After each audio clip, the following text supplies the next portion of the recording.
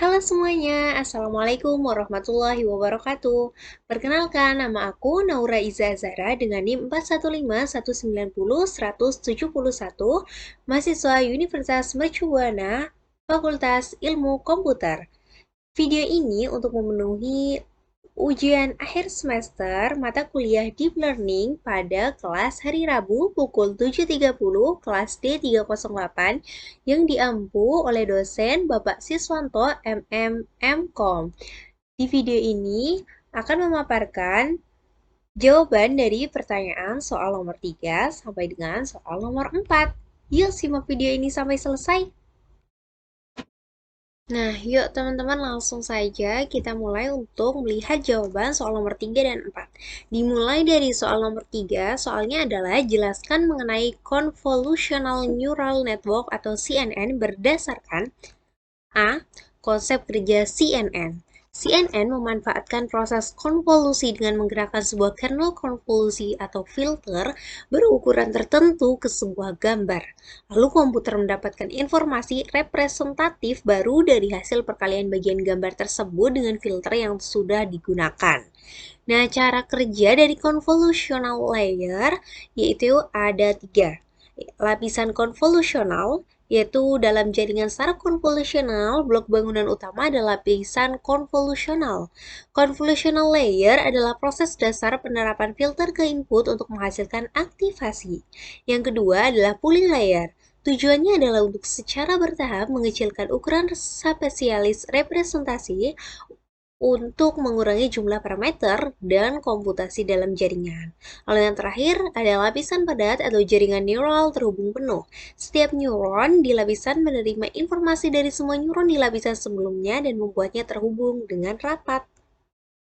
B. Tujuan konvolusi pada data citra. Fungsi konvolusi min removal sama dengan konvolusi sharpen, yaitu melakukan penajaman citra. Tetapi konvolusi min removal memberi ketajaman lebih pada citra. Konvolusi min removal bekerja pada garis diagonal. Lalu C. Fully connected layer. Fully connected layer adalah layer yang biasanya digunakan dalam penerapan MLP dan bertujuan untuk melakukan transformasi pada dimensi data agar data dapat diklasifikasikan secara linear. Setiap neuron pada convolutional layer perlu ditransformasi menjadi data satu dimensi terlebih dahulu sebelum dapat dimasukkan ke dalam sebuah fully connected layer.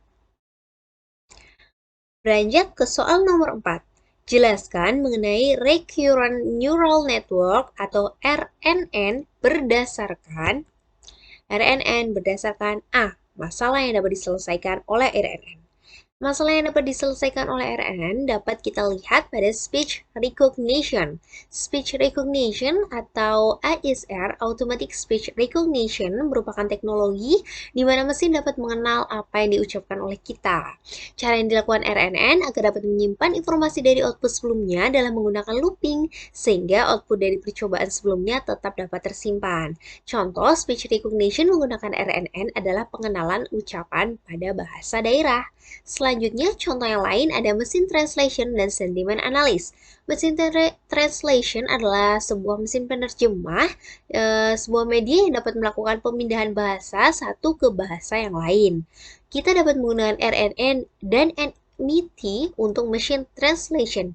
NMT adalah suatu metode baru dalam proses penerjemahan mesin yang di dalamnya terdapat arsitektur RNN pada bagian encoder dan decodernya.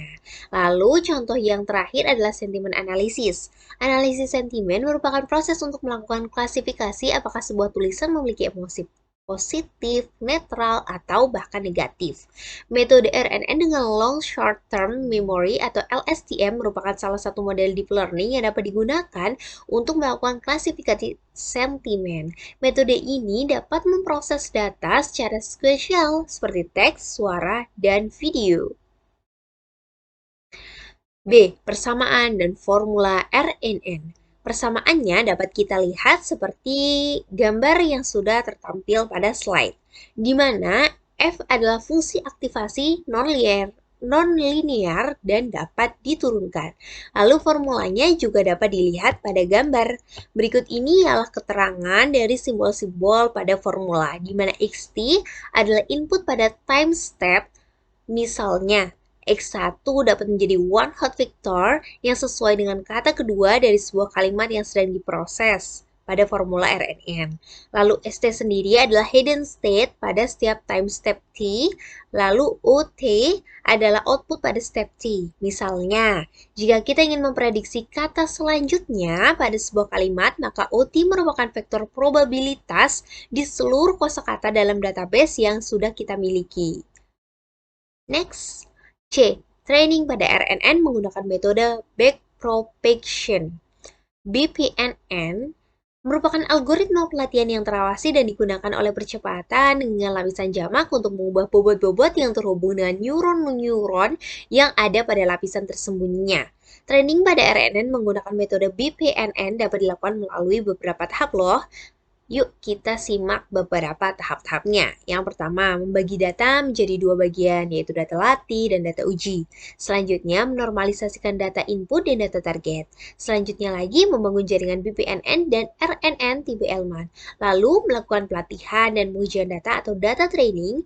Lalu, mendenormalisasi data agar data menjadi seperti semula.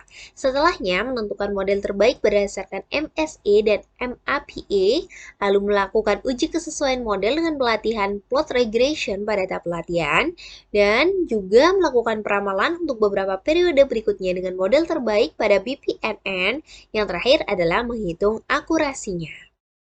D. Cara kerja backpropagation through time, atau bisa kita singkat dengan BPTT. Konsep utama dari BPTT adalah membentangkan jaringan ke dalam waktu dengan meletakkan salinan yang sama dari recurrent neural network dan mengatur kembali koneksi jaringan untuk mendapatkan koneksi di antara salinan selanjutnya. Teknik melatih RNN adalah dengan BTT yang melakukan unfolding pada neural network. Pada pelatihan RNN ada 3 bobot yang akan diperbarui, di mana U adalah bobot dari input layer ke hidden layer, W adalah bobot dari hidden layer sebelumnya ke hidden layer selanjutnya, dan V adalah bobot dari hidden layer ke output layer. Terima kasih sudah selesai menjawab untuk soal nomor 3 sampai dengan soal nomor 4 untuk memenuhi ujian akhir semester pada semester ini. Terima kasih yang sudah menyimak video ini, sampai jumpa di lain kesempatan.